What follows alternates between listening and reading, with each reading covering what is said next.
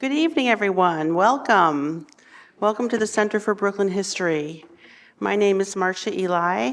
I have the good fortune of organizing these public programs here and feel very lucky for that. I want to welcome you on behalf of the Center for Brooklyn History, where we are, as well as the Brooklyn Public Library, which we're part of, which probably most of you know. Tonight we are going to learn a lot more than the quote that everybody knows about the first Black woman who was elected to Congress, an extraordinary public intellectual, Black feminist, Shirley Chisholm. We're really honored to have Dr. Zinga A. Fraser here, who wrote the book, Shirley Chisholm in Her Own Words, which has the writings and speeches of Shirley Chisholm over the decades. And we have the book in our shop, which you may have seen as you came in. I hope you'll take a moment to look through it, flip through it, and Dr. Fraser is very happy to sign them afterwards at a table that is in the front there. Before I tell you a little bit more about her and her moderator, an equally extraordinary woman historian, I want to just mention some of the things that are coming down the pike in 2025 here at the Center for Brooklyn History. This is our last program of the year. We've had 52 this year. And next year we hit the ground running, and just a few little teasers. We are going to be doing 2 programs about reparations in New York in January and February. One focuses on New York City, and one focuses on New York State. These are wonderful, wonderful speakers, some elected officials, some activists, who will be able to tell us a little bit about what reparations might look like in New York City and New York State. We have the legal scholar Michelle Adams here in January talking about a case that effectively ended Brown versus Board of Ed segregation, integration in schools in the North. A really important legal conversation. And we also are going to be welcoming 2 men who spent time in Rikers, David Campbell and Jared Shanahan, who wrote a book called City Time on being sentenced to Rikers Island. This is a really clearly relevant, newsworthy program, and that will be also in January. So if you don't already get our emails, please sign up for them so that every Tuesday you'll see what's coming down the pike, what's recently announced. You can also grab one of these, which has highlights all the way through April, just highlights that at the front desk. So I hope that we'll see you here lots in 2025. Now let me tell you a little bit about Dr. Fraser and Dr. Theoharis. Dr. Zinga Fraser is Assistant Professor of Africana Studies and Women's and Gender Studies at Brooklyn College. She is, as I know you all know, a leading expert on Shirley Chisholm, Black congressional women, and Black feminist politics and culture. She is the director of the Shirley Chisholm Project on Brooklyn women's activism, and recently served as a historical consultant on the Netflix feature Shirley, directed by John Ridley. And tonight she will be in conversation, and we're really happy to welcome her back too. Both of them have been here before. Jeanne Theoharis.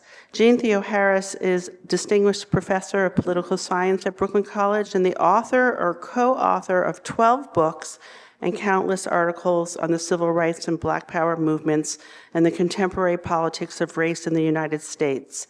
Her widely acclaimed biography, The Rebellious Life of Mrs. Rosa Parks, appeared on the New York Times bestseller list and won a 2014 NAACP award and the Letitia James Brown Award from the Association of Black Women Historians.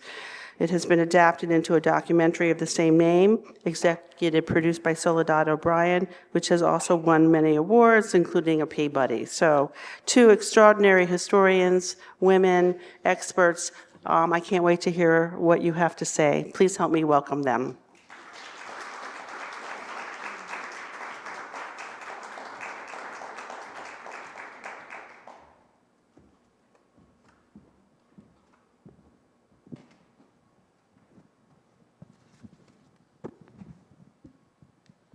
Good evening. How are you? Oh, very good. Well, we are so excited to be here. Yeah. And everybody. celebrating this beautiful book. And like Marcia was saying, you should get it. In part because, and we're going to talk about this a lot tonight, I think one of the big arguments the book makes, and we're going to hear some Chisholm in a sec, but I want us to start, before we hear Chisholm, with the kind of central argument of the book, which is we tend to have kind of much more intellectual history of men. Yeah. And I think we have this myth that it's because men wrote things down more or men said more things. And I'm thinking of another colleague friend, Crystal Moten, who went into the archive trying to do Black women's economic history and was sure she was just going to have to like look for tiny scraps. And what she found in the archive was so many things. Yeah. And I think what this book does is remind us that the political ideas are there. But I guess where I wanted to start is, why is it taken to her centennial to have this book? Well, maybe it took me this long, right? But no, I think you're right. I think because women have been seen as activists, right? And even historians have framed them as activists. And backbones. Backbones, right. And they're the, central part, but they never thought of them as theorists, as intellectuals, engaging, writing things down. Making a concerted effort. There's a small portion of people who, we think about Anna Julia Cooper or others, but not those who are engaged in political activity, right? Or those who are writers. And so for someone like Chisholm, who isn't necessarily, the writer like a Toni Morrison or others, or, she's not a poet like Sonia Sanchez or Nikki Giovanni, who, just passed. And because she is engaging in organizing and activism and political activism, she, gets seen just as someone who does the work, but not necessarily a thinker, right? Right. And we always just think a thinker is W.E.B. Du Bois, right? So everyone else is just like not doing the work. Right. And so I think where we want to start tonight, I think, is to hear her a little bit. Yeah. And so we're going to have a clip. Yeah. Can we play This the is clip? an administration which ignores the social and psychological costs of its policies to the common man.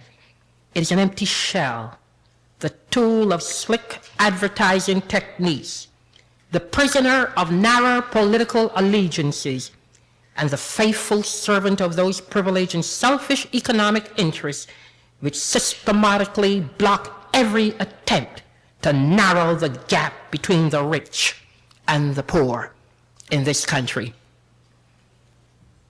Rebuilding and revitalizing this society after 4 traumatic years depends more than anything else on meaningful changes in our economic priorities. And this, the Nixon administration, by its very nature, can really never accept. A government so heavily dependent on a small clique of corporate millionaires, industrial polluters, and privileged power brokers can never be seriously expected to concern itself with the day-to-day problems of the poor, the working man, the unemployed, the black, the young, or the elderly pensioner. I believe that the future of our great society depends upon the ending of government by the conservative, repressive, and selfish. It depends upon the ending of the economic exploitation of the common man, both black and white, by those privileged powers which now rule in Washington. Of course, for people who have not really known what it is to be poor, or for people who do not really understand the significance of the rumblings of the veritable social revolution that is going through this country, it is impossible for you to understand the outrage. The outrage of people who are saying that they're sick and tired of tokenism. They're sick and tired of see how far you've comeism, that they want their just share of that dream and that pie that everybody talks about. If you've traveled in this country, you've seen how the Indians are living. Do you know that this country belongs to the Indians? And to see how these people are living, and to realize that the latest Department of Labor statistics indicate quite clearly that close to 70% of these people do not live to see the age of 40. You could never come back here in this room and feel the same when you visit the reservations and see what is happening to these people. You go into the Appalachia region of this country, this most affluent society, and see the numbers of poor whites, and I have visited with them. They haven't seen politicians in 50 years, and many of them were a little bit surprised when they saw me, because what am I doing, a black woman, coming into a poor white community? And I've said to them, I'm concerned about your humanity. Of course you're not going to see politicians. Haven't you read the message? You're not important, you're poor. You'll see them every 4 years when it's time for votes. But to go into those areas and to see how those people are living in West Virginia and the hills of Kentucky, no floors, dirt. You walk into their places, dirt.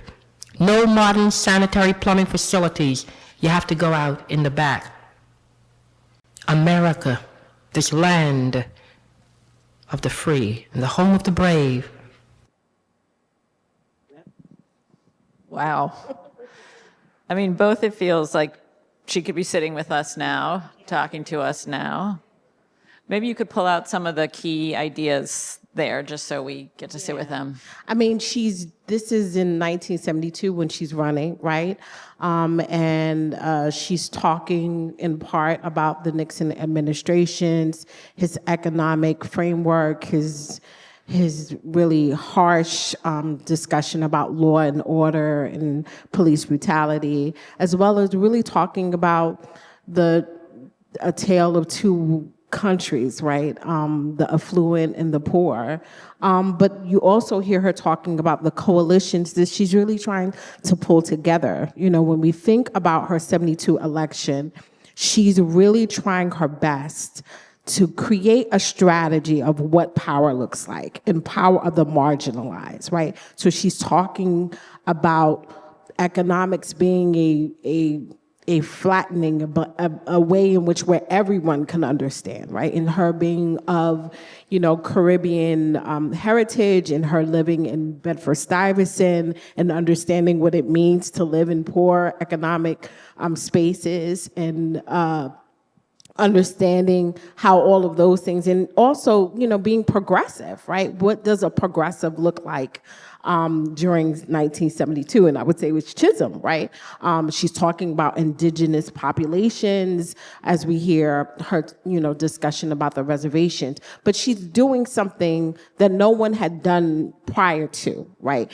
Trying to get poor people as a coalition, trying to get young people who, 72, guess who votes? Young people, 18-year-olds. This is the first election that they're voting, right? She's trying to get a cross population of minorities, right? Women. She doesn't talk about women in this part, but they're a part of that coalition. So she's really saying that she's trying to create a people's coalition. And that people's coalition is something that, we'll later see in my other book, but we'll see, what was she doing in 72 when she's in California with the Black Panthers? She's just not talking to people about her ideas. Guess what they're doing? They're registering people to vote, and they're giving them a bag of food.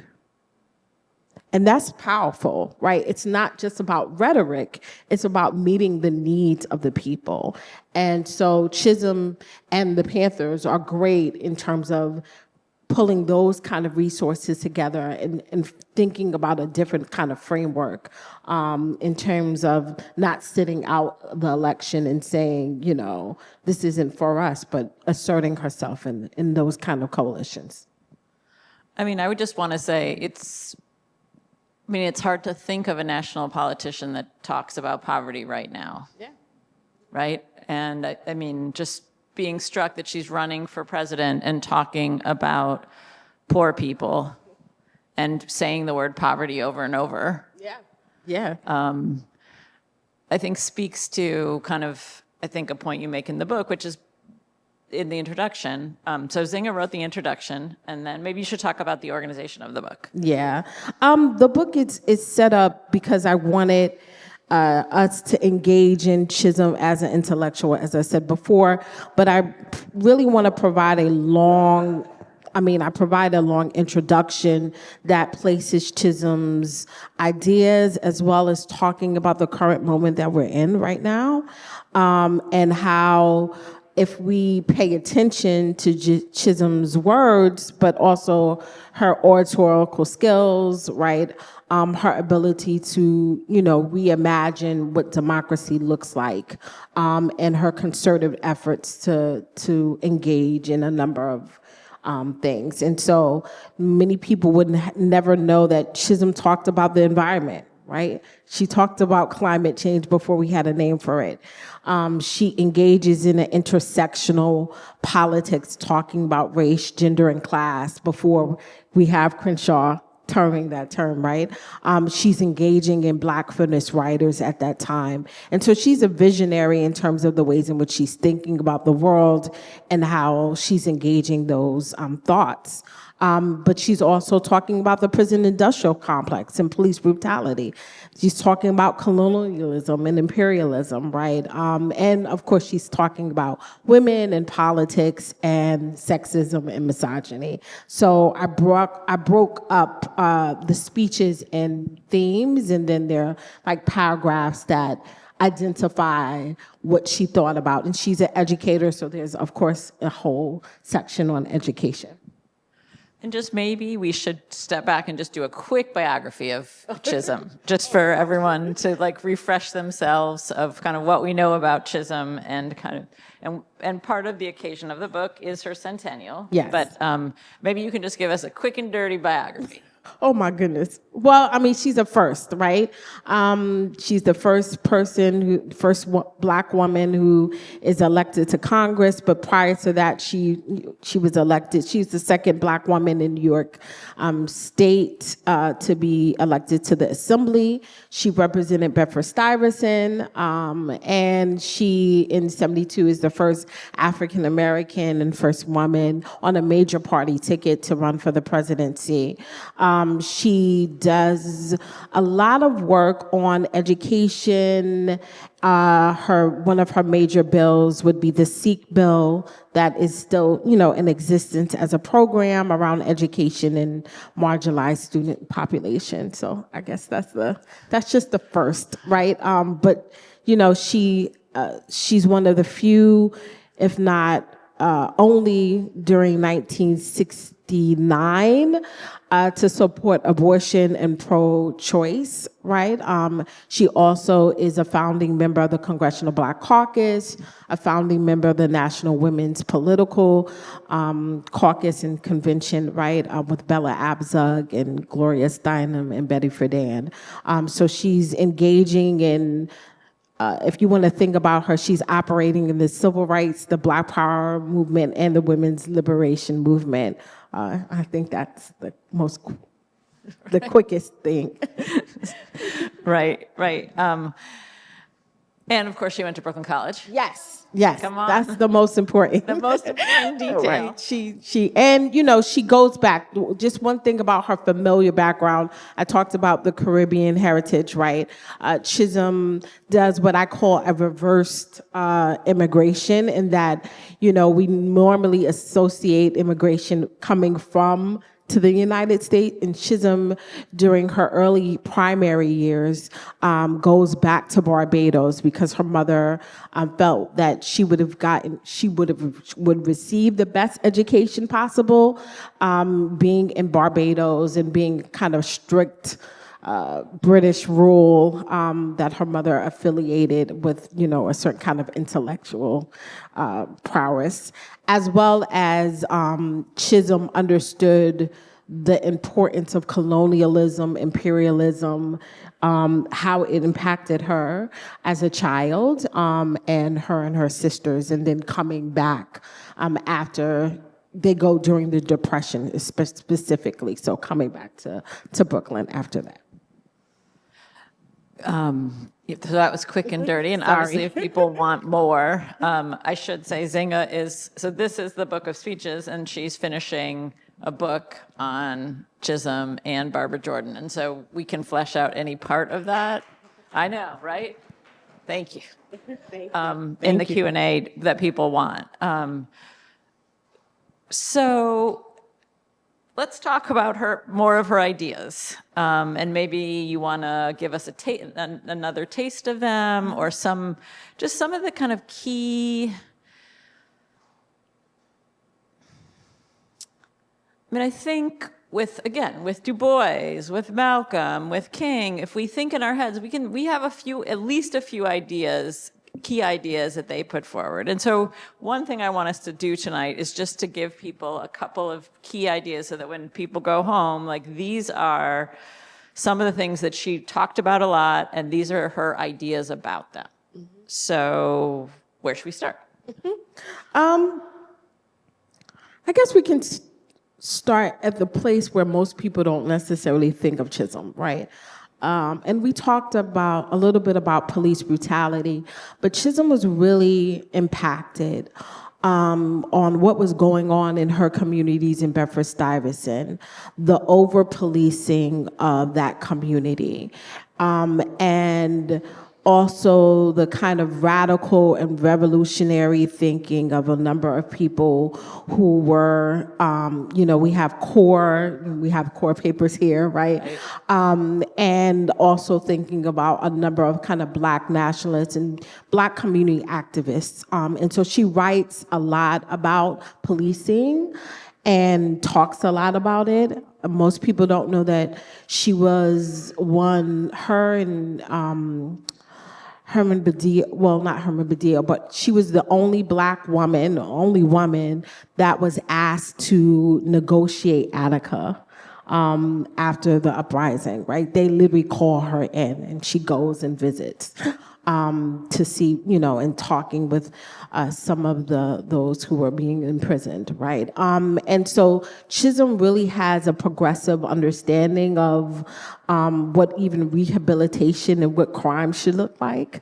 And, early on, before we even had a term or framing of community policing, Chisholm is very much an advocate to say that people who are policing people's community should look like them, or should actually live in that community and have an engagement with them, versus, and also just saying some of the, now that we have currently a discussion about defund the police, she really, criticized the mayor at the time in terms of how much money they put into the police department versus how much money they were putting into education and social services. So I think that's something that,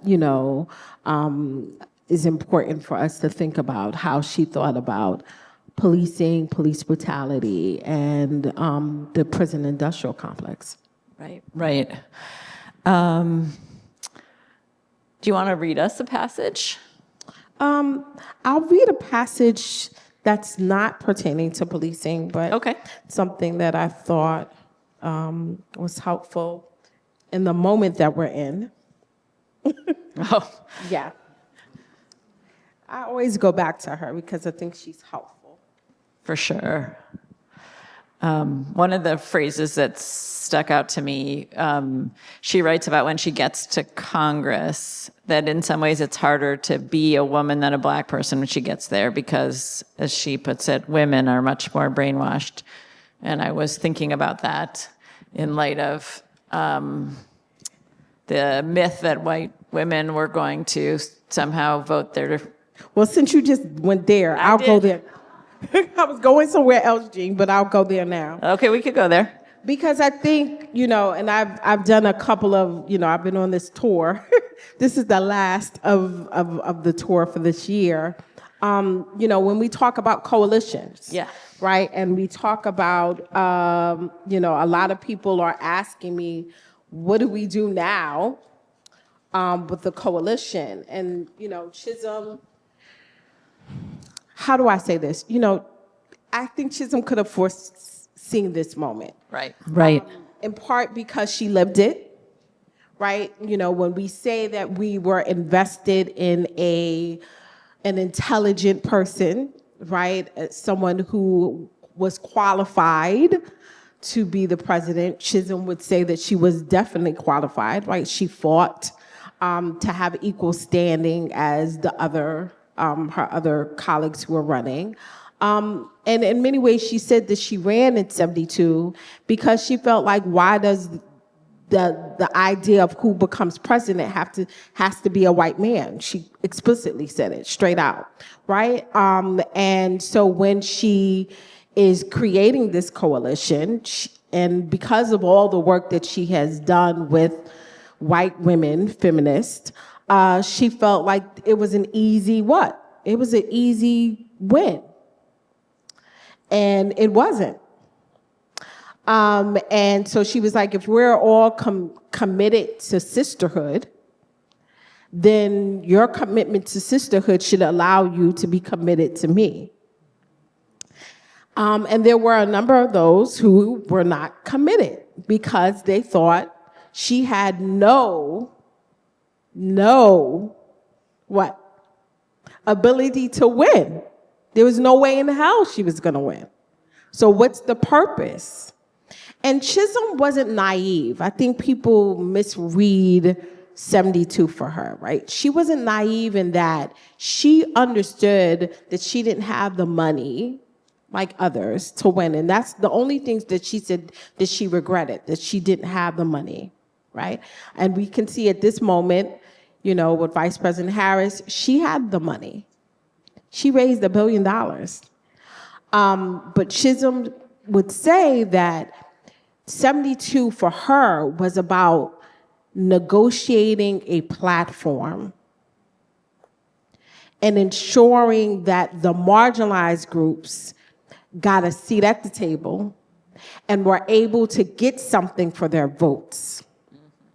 And what the women were unable to do was to see that vision.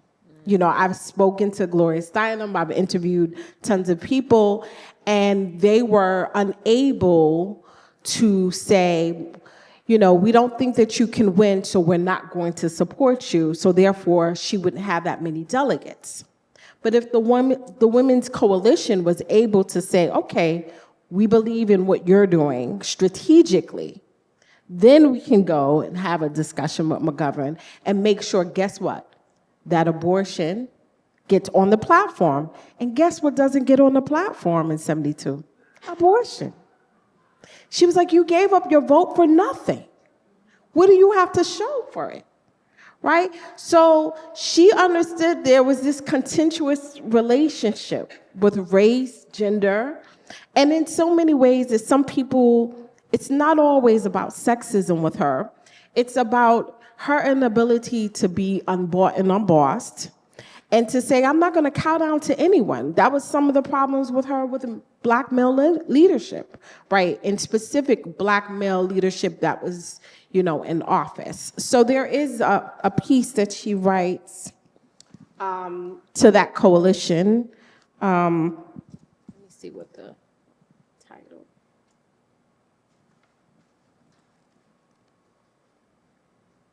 Well, I'll get to the title afterwards. She says, white women must realize that Black people in America are not yet free and know that they are not yet free as well. That is also true for a great number of dark-skinned people throughout the world. But I do not find it astonishing that there are so many people who are aware that they are not yet free. What I do find astonishing is that so many of the non-homogenous groupings that we call white Western think of themselves as free.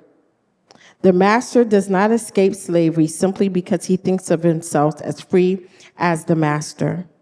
Neither do the brother and sister of the master escape slavery when they stand idly by and watch their brother enslave their brother.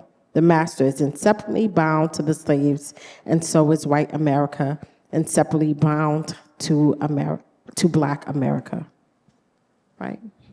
And so she's, calling on new ways to think about with that coalition. And I think part of the issue is Chisholm saying in the text that you talk about that women, and in particular, a segment of white women, are invested in patriarchy. And invested in patriarchy that is engaged in a certain kind of white supremacy. And that, for some reason, reads as power. And Chisholm continues to tell white feminists and others, it's not enough just to even have me in a meeting. I'm not the only one. She was like, how many, she would say Eileen Hernandez and all these other people, and Florence Kennedy. Those are the people you need to ask. Don't just ask me to come and sit on the panel and say, oh, we have representation. And it's going to require us to consistently engage and maybe at times sit at the feet of women who have put their lives on the line to reinvent and remake democracy. And it's telling that we're in this moment now, 100 years from Chisholm's birth, that we're still having the same conversation, and that we can't let, as she would say, she wasn't a cusser. I don't want to cuss, right? But we can't let some S go. And it just requires us to do that work. Right. I think one of the things about Chisholm is that she both is like a coalition and compromiser in ways that we don't understand, and she's also more radical than we understand. And maybe you could talk about both sides of this, because I think we tend to kind of, in some ways, mush her into the middle and miss actually but these two different sides of her work and her ideas and personality. Yeah, she's definitely a pragmatist, right? She's constantly thinking and rethinking how to engage the system. So in that way, I think a lot of historians for the longest time wrote her out of the radicalism, right? Just because, she's working within government. And she says, look, if we want certain things to change, we do have to work on the inside. But in very much her strategy was very radical. She was on the outside most of her career. Her first decision, her first speech ever in Congress was against the Vietnam War. That wasn't the thing to talk about, right? And so she is radical in her support of choice, even though we think it's a misnomer. No, she got flack from Black nationalists and Black men in particular for supporting a woman's right to choose, because they saw it as a tool of genocide, right? And she's saying, I know what it looks like for, in particular, not having access to, and she also doesn't just, her understanding of reproductive justice is that, right? In that she's saying, it's not about us just supporting a woman's right to an abortion, it's about supporting women who have children, right? Supporting birth control, supporting a myriad of things, right? And so she's very radical in that state. And then she's also radical because she doesn't abide by the symbolism. She was on the side against a number of, if you were a Black woman and you weren't aligned with her politics, she would not support you as much as she believed that representation was important. She doesn't support Patricia Harris when she comes up for a state-appointed position. She supports Patsy Mink, right, who is a Hawaiian woman, congresswoman, for her appointment, right? So she really does take this idea of being unbought and unbossed very seriously, and someone who doesn't think of what the politics and how it would best serve her. She pays the price for that in many ways. As much as we celebrate Chisholm in this centennial, we were talking before, Chisholm is hated in Brooklyn. I'll say that again. She's hated. People dislike her immensely because she doesn't toe the line of what politicians did during that time, and that they couldn't necessarily peg her, right? Because, it's always easy to collectively work with people when people know how you're going to vote and know how you're going to play the political game, and they never really knew. She was always a wild card, and being a wild card wasn't the best thing for her political capital. Right. I think that gets us a little bit to, I think sometimes there's a tendency to sand off the edges of in many ways when people become the poster, and so I guess, what do you think is one of her best stands or decisions? And then what do you think is one of her worst? I think one of the best stands of decisions she makes beyond running in 72, I think that's just, and running in 68 against James Farmer.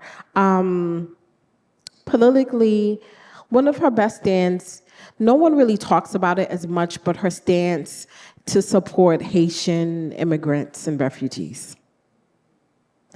And placing it in context with Cuban refugees. And saying the only difference between this discussion around immigration, and we're now in this, I'm just thinking, now there's a discussion of not to have citizenship as a birthright, or how crazy we are in. But Chisholm is saying the only issue is race, is that one group is dark and the other group is light.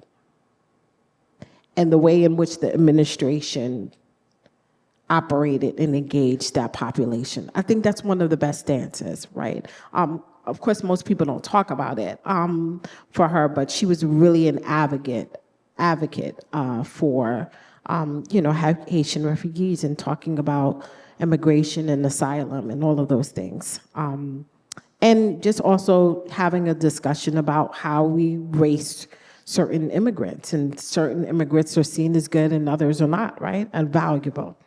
And understanding, she understood the history of Haiti and what Haiti means in terms of thinking about revolution in the United States. Right. Let's stay there for a sec before we go to one of her worst decisions, because I think one of the things that struck me the most was kind of how much she thought about and wove an analysis of colonialism, both in the world, but also used that paradigm to think about kind of the situation of African Americans or people of color within the United States as well. So maybe you can talk about that a little bit, and sort of how she brought that analysis, and how we kind of don't know it, right? That in some ways in the ways that we flatten her, that internationalism. Yeah, she's engaged in a diasporic thinking of the world, right? And she is influenced by Black Black radicals. And when I say Black, I'm talking about she's influenced by Nkrumah and scholars who are engaging in a discussion around African, in particular African colonialism and its impact.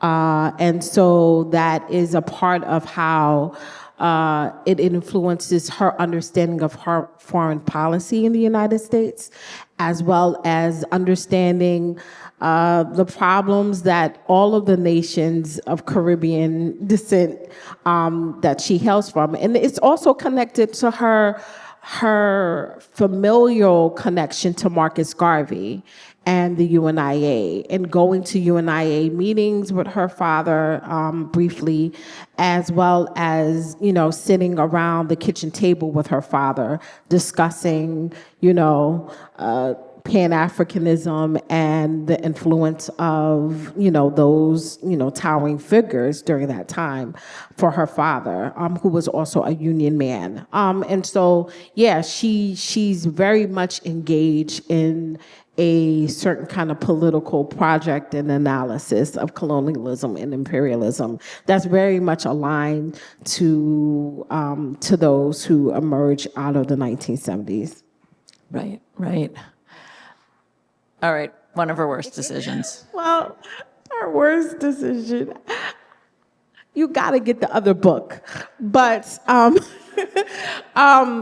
her worst decision, I would say, is not going to the National Black Political Convention in Gary, Indiana in 1972. I will say that is probably the worst decision she made. Yeah. So one of the things that I think about a lot in my work is the ways that we are in a moment, and I would say that moment, again, if we're thinking about Rosa Parks and her centennial, which was in 2013, where in many ways the lifting up of these women often works at cross purposes to their political ideas, their political goals, that it's often used, both Parks and Chisholm, to kind of create a kind of narrative of progress, and part of that progress is the epic celebrations of them, and the statues, and I guess I wanted us to kind of think about why and who benefits from a kind of Shirley Chisholm poster on the wall without the Shirley Chisholm ideas, right? Like what the kind of contemporary political interests are in the kind of celebration of women like Parks and Chisholm. But at the same time, I think many of us would have been hard-pressed, besides the folding chair quote, to come up with what were some of Chisholm's key ideas if you hadn't, read the book or read Unbought and Unbossed very recently. Yeah. I mean, it's similar to, I think they're twofold.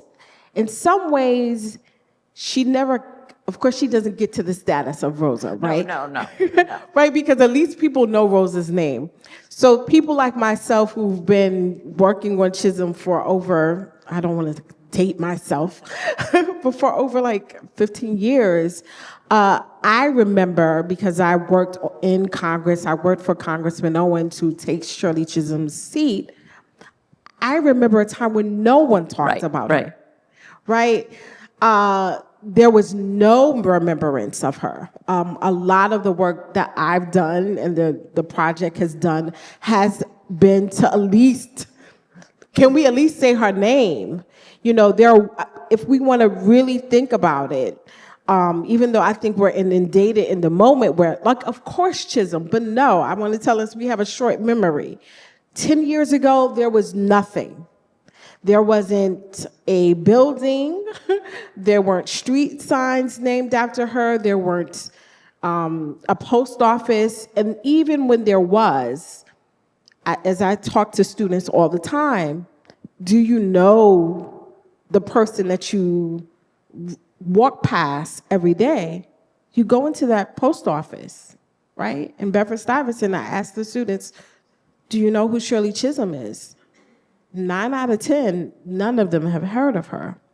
So I think it's a twofold. So I think a lot of the work has been at least let us talk about her. And at least if we talk about her, then we can get to the other stuff, right? So I think, so that's a little distinction, right? But then I think now that we're talking about her, I am fearful, and I saw it happening when I say in the book, during the reckoning, that there is a commercialization of Shirley Chisholm that is now existing, right? It's a certain kind of Chisholm machine. It's the same thing that people who've done, because I've worked with other scholars like Manning Marable when he does, Malcolm, Right. And whenever we have, and I worked on the film with Regina King and John Ridley about Shirley, and what I was happy about the project the most was that we didn't get this flattened version of the amazing congresswoman who didn't have any flaws or didn't have any fears, or in many ways, I wasn't sure if we've ever seen a Black woman, political woman on film that was in office, that you saw a certain kind of holistic view of them, right? Instead of just seeing them as the staunch politician. And so I think we are in the moment that we have to be very careful that are in our remembrance and celebration of Shirley Chisholm, that we do not silence her. I talk about her being hyper visible. She's visible because we all know her name, but she's very muted and silenced because we know nothing else about her beyond this symbol. And Chisholm would say all the time, I do not want to be remembered as a first for all of the first. She wanted to be remembered as a catalyst for change. And then I just inquire people to say, what does that mean? Just don't take it at the face value. A catalyst for change means all of the things that she's talking about. If you're not for economic freedom and talking about the ways in which capitalism is operating and continuing to ensure that there is a division between those who have and those who don't, then you're not abiding by Chisholm. If you're not supporting women in political leadership, you're not supporting, there are all of these other things. That's what a catalyst for change means for her. And so, in a simple way, I think, we have to, and that's why, I wrote this book in part because I didn't want to just give my take on Chisholm. I want people to engage her for herself. She has tons of work out there that we can and this isn't even all of it, right? She has tons of work out there where we can engage her own words, her own frameworks, her own theoretical ideas, and see how valuable she is. I mean, maybe we should take some questions.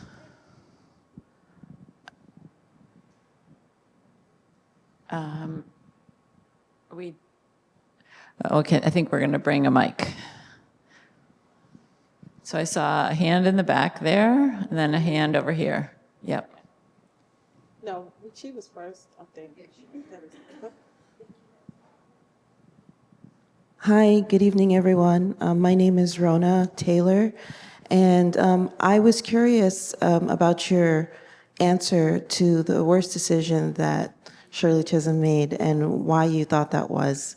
If you could expand on that, please. So the National Black Political Convention in '72 was this, how do I explain it? Was this a miraculous idea of bringing together Black political people to talk about the '72 election? It wasn't solely about just picking a candidate or a nominee, but '72 was so great in that you had Black nationalists, Black political leaders, you had Black clergy, you had people who were part of the Black Panther Party, you had people who were also Black Muslim contingent. There really wasn't a time where you saw the diversity and the nuance of the Black political,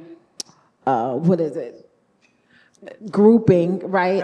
Of people coming together. And so they had a platform, they had a 10-point, they were like, how do we engage 1972 as a political convention, but also what are our issues as a group of Black radicals or whatever, right? And usually you don't necessarily see mainstream people sitting down with people who are saying, who can be seen as anarchists, right? And so Chisholm's decision, but also it was really led by Black men. Black women did all the work. So I also do a lot of the research, right? Black women did all of the logistics for the convention.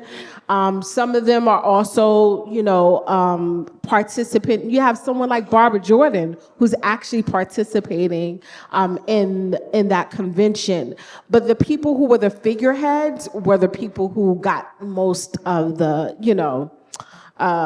coverage. And so Chisholm makes a decision not to go because she has a contentious relationship with a lot of the Black political leaders who are elected officials, not the people who are nationalists, even though that's what many people assume, but the political leadership like, Hatcher, who was the mayor and other people. And so she makes the decision not to go because she felt that the men weren't going to support her candidacy and it was just a waste of time.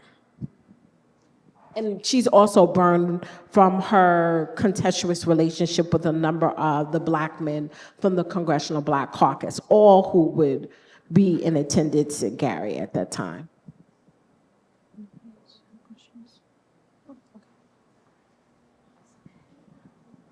But if she showed up, she could have gotten some support.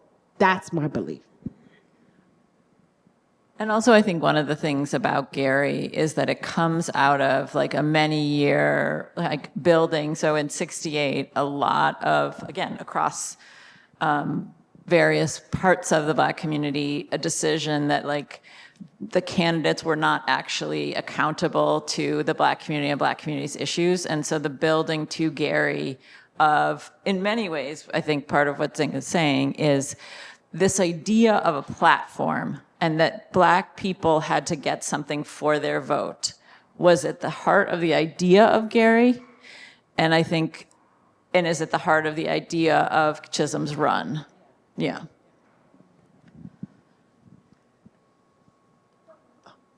Thank you. As a fellow Brooklyn College alumna, I was just curious about her time there and how she came of age there and what aspect of her experience at Brooklyn College was most impacted, by her time there, her politics or her mindset or anything like that. No, that's a great question. When Chisholm goes to Brooklyn College, and I talk about it a bit in that, she goes to Brooklyn College even though she gets accepted to, really prestigious places like Vassar, but can't afford to go. And Brooklyn College was a premier institution in that it didn't have that many African Americans, right, during that time, and it was free, right? And so she was, a small segment of a part of this population. But Chisholm was also, during her time at Brooklyn College, really emerges in terms of her own political identity. She advocates for, guess what, Negro Week, what we consider to be what? Black History Month. She was very upset in terms of the curriculum and the lack of discussion around African Americans and the diaspora. And so her advocacy for Negro Week was, that awakening and also, reminiscent of her own familial background. She creates also a sorority, even though she becomes a member of Delta Sigma Theta Sorority Incorporated, but they didn't have a chapter there, but she creates Ipathia, which is was a organization for Black women, sorority, and she was creating her own community. And so during her time, that's when she also meets her political mentor, Wesley McHolder, who who runs every campaign that she ever ran for. And so Brooklyn College was a really important time, and she also saw herself, getting involved in politics, even though she doesn't major in political science or anything like that, because she was like, who's going to get a job? She majors in sociology and Spanish, and she becomes a teacher afterwards. But Brooklyn College is where she, becomes aware politically.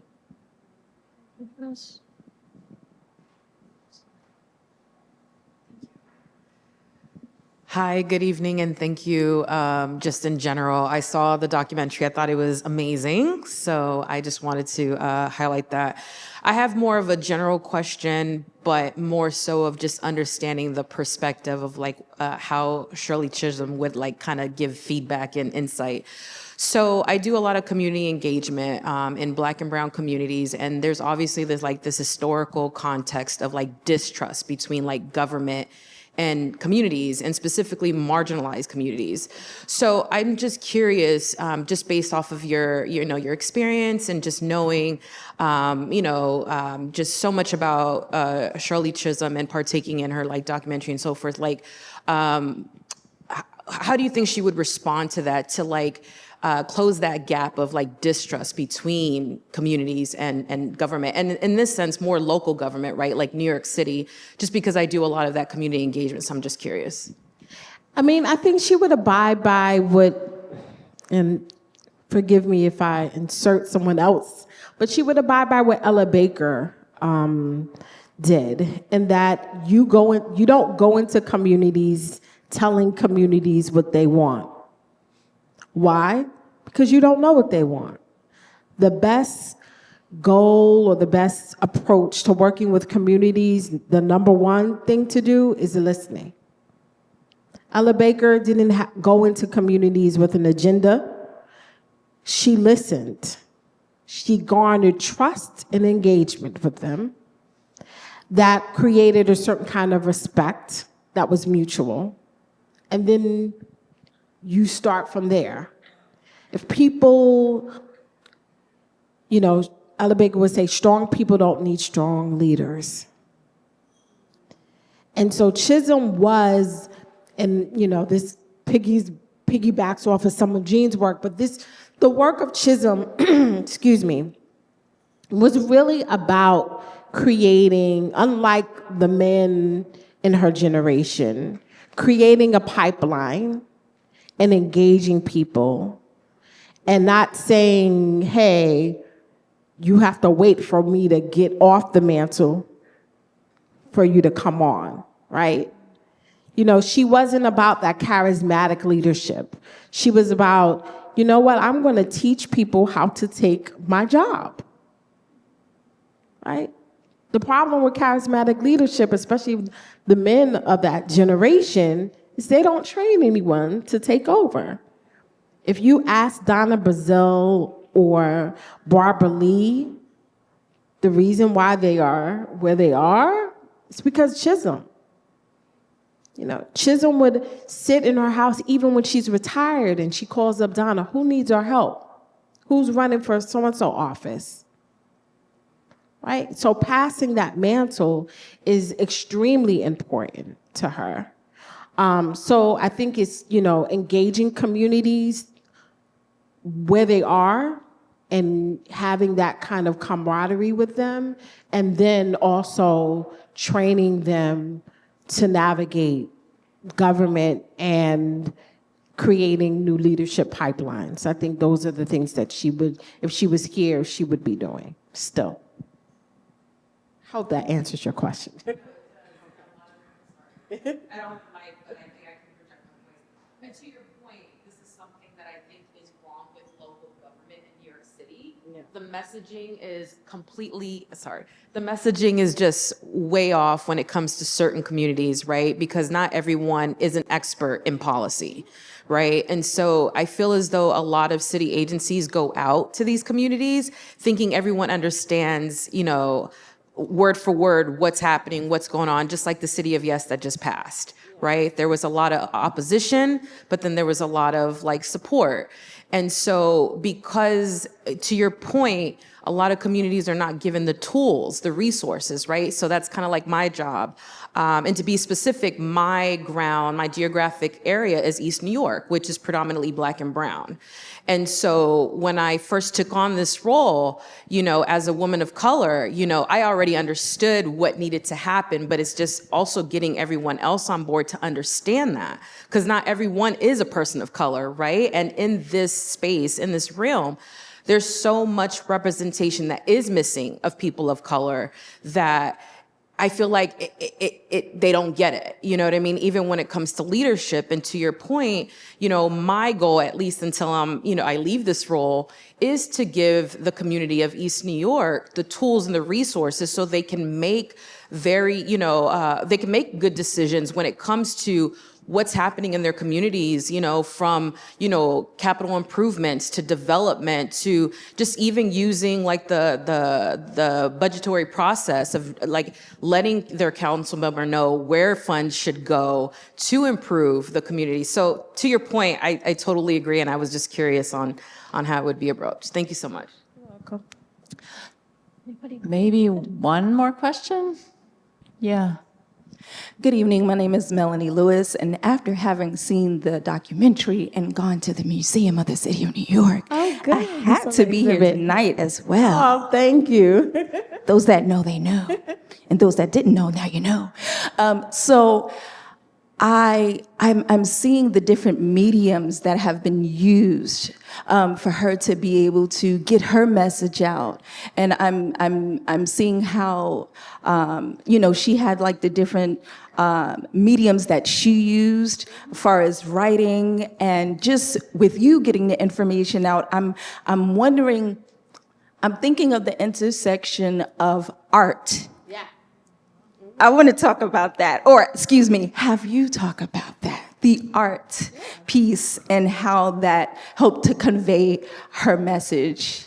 So Well, thank you. If those of you who haven't seen the exhibit, please go. It'll be up until July. And in part, I wasn't a curator until recently. I'm proud to say I am now, but I've always tried to think about Chisholm in a multidimensional way. My new book will talk about Chisholm's legacy, even in hip hop, right? People don't even talk about it in that way, but I'm a historian and a political scientist. I'm a really interdisciplinary scholar in that my work really pulls in mediums. And so it's about the iconography of Chisholm, and I have a whole chapter on iconography and what that looks like and how people represent Chisholm, whether it's in her fashion, right? We didn't even talk about that, right?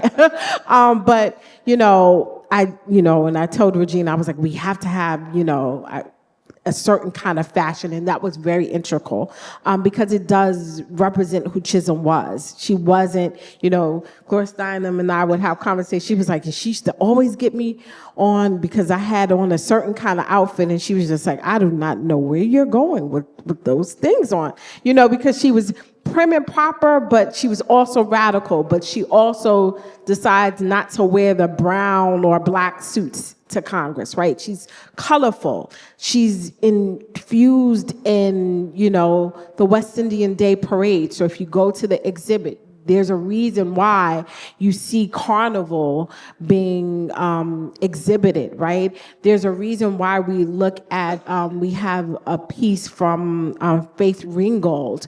All of these people who are reimagining Chisholm, my conversations with Sonia Sanchez, she's in her poems, her haikus. So there's a way in which Black, in particular, Black artists are inserting Chisholm to stand for a certain thing. And all of those things look differently. But it's colorful, it's bold, it's energetic, and vibrant. And I think the way in which I think about art, I want that kind of representation of Chisholm to be remembered. Because in so many ways, and this is the last thing I'll say about Chisholm, we can look at the legislation, we can look at her writings, but when I engage in oral histories that we have at the Chisholm Project, and I've been on a couple of shows where people call in, it was really about how Chisholm left people when she met them, how she made people feel. And to this day, whenever I speak to people and they said, I knew Shirley Chisholm, it can be from someone who Chisholm met on a park bench in Bedford-Stuyvesant, or it could be at a convention hall, that Chisholm did something to them. And art allows us to feel and see and engage in ways that the written word may not. And so we started with the speech of hearing her, because hearing her versus reading her are two different things. And I also talk about her as an orator, right? And so it's the way in which Chisholm made people feel about themselves, about the world, and it's the thing that continues to linger for me. Thank you. And thank you for this book and for this work. Yeah, and Zinga's going to sign books, so we should get to that. Thank you so much.